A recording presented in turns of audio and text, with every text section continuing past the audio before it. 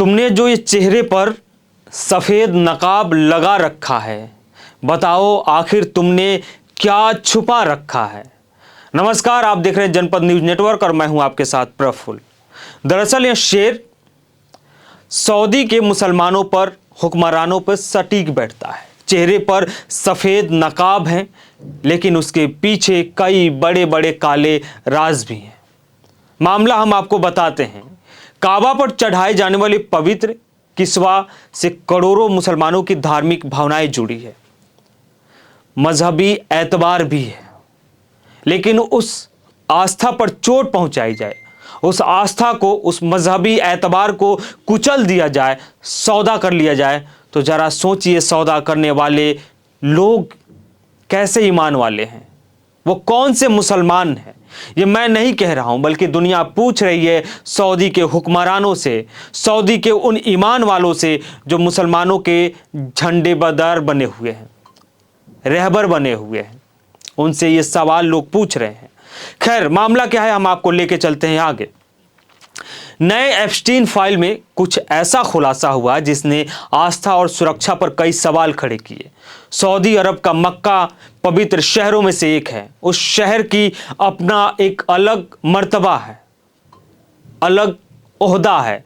उस शहर को देखने, उस शहर में लोग जियारत करने जाते हैं।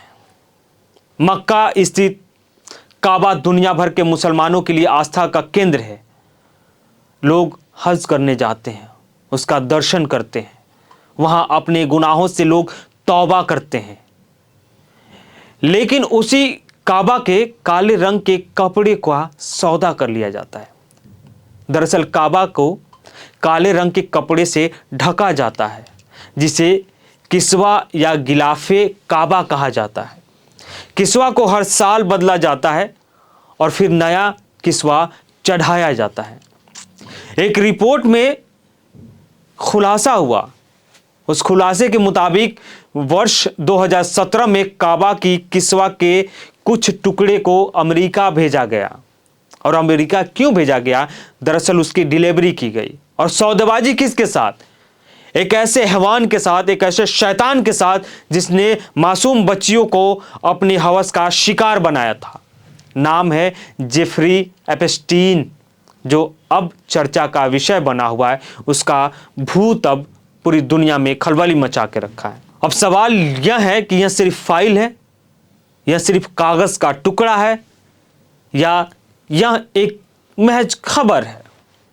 नहीं, कुछ फाइलें कागज नहीं है, वो ज़मीर का आईना होती हैं, जो बार बार ये कहती हैं कि अगर तुम इंसान हो, तुम्हारे अंदर ज़मीर जिंदा है, तुम्हारे अंदर अगर मानवता जिंदा है, तो तुम अपने चेहरे को इस कागज के टुकड़े के समान आईने में देखो और खुद से पूछो, क्या तुम सच में इंसान कहलाने वाले हो? क्या तुम सच में इंसान कहलाने लायक हो? कुछ खुलासे सिर्फ सनसनीखेज खबर नहीं होती है, बल्कि वो मानवता के नाम पर, शोहरत के नाम पर, दौलत के नाम पर जिंदगी का बदनुमा हिस्सा होती है। वो धब्बा होता है उस समाज पर, वो कलंक होता है। उस खबर की एक एक शब्द, उसकी एक एक लाइन कराहती है और पूछती है कि जब मुझ पर जुल्म हो रहा था तब तुम कहाँ थे? तुम क्यों नहीं उसके खिलाफ आवाज़ उठाए? तुम क्यों खामोश थे? जी हाँ, मैं बात कर रहा हूँ जेफरी एप्स्टीन फाइल की, जिसने सफ़ेद पोश लोगों का काला चिट्ठा खोल के रख दिया। एप्स्टीन फाइल ने बता दिया कि इस शोहरत और बेशुमार दौलत के पीछे काली पहाड़ी, नाम सुना होगा फिल्मों में अक्सर, उस काली पहाड़ी के पीछे की काली साया है, वो काले कारनामे हैं।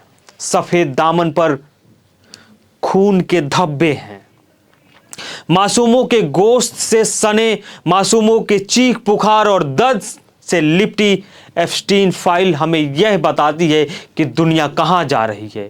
हम कैसे इंसान हैं, हम इंसानी रूप में राक्षस हैं जो अपनी हवस का शिकार मासूम बच्चियों को बनाते हैं, जिस्म का सौदा करते हैं। बल्कि ये पूछती है कि हम अब कहाँ हैं और उस समय कहाँ सोए हुए थे। अमेरिकी जेफरी एप्स्टीन का जब खुलासा हुआ, पूरी दुनिया में खलबली मच गई। अमेरिकी जस्टिस डिपार्टमेंट ने करीब 30 लाख पेज के एक डॉक्यूमेंट 30 जनवरी को जारी किए हैं। इसके बाद 10 देशों में 15 से ज्यादा बड़े अधिकारियों को पद छोड़ना पड़ा।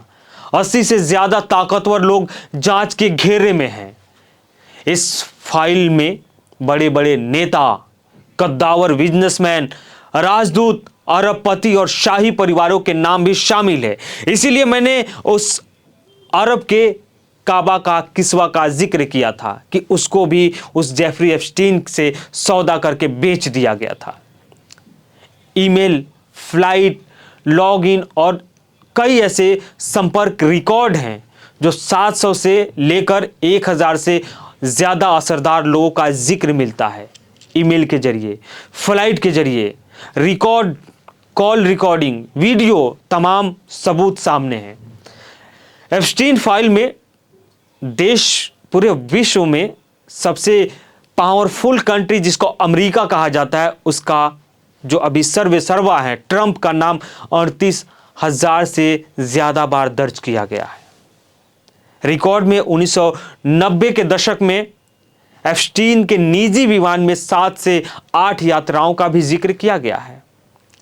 कई ऐसे नेता हैं, हिंदुस्तान के भी एक नेता का नाम आ रहा है। खबर सच्ची है या झूठी हम उसकी पुष्टि नहीं करते हैं, लेकिन सवाल ये उठता है कि क्या ये किसी मुल्क या मजहब पर इल्ज़ाम नहीं है, बल्कि उस सच का पर्दाफाश है जहां ताकत, दौलत और शोहरत इंसानियों को निगल जाती है।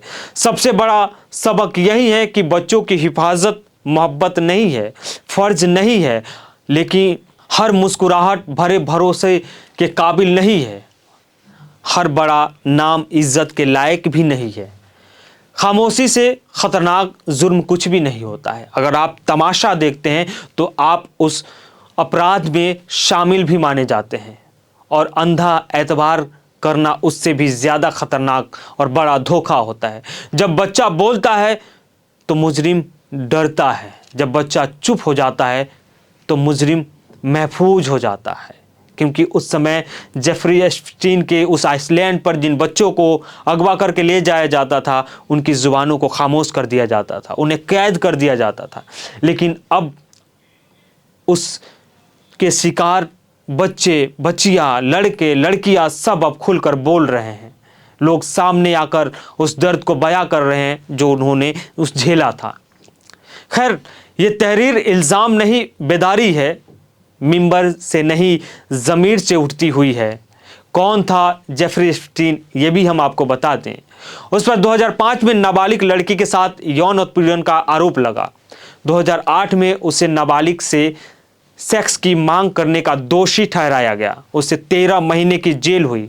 2019 में जेफरी को सेक्स ट्रैफिकिंग के आरोप में गिरफ्तार किया गया, लेकिन मुकदमे से पहले ही उसने जेल में आत्महत्या कर ली, क्योंकि उसको पता था कि मेरे काले कारनामों के लिए मुझे इससे भी घिनौनी सज़ा मिल सकती है। लेकिन मरते मरते वो कई सफ़ेद पोश लोगों को उजागर कर गया, कई शोहरत और दौलतमंद लोगों को दुनिया के सामने बेनकाब कर दिया कि ये लोग ऐसे हैं। खैर, जेफरी एप्स्टीन का भूत बोल रहा है। अब देखते हैं कि दुनिया में इस खबर के आने के बाद में क्या एक्शन होता है। जो भी अपडेट होगा आपके साथ शेयर करेंगे।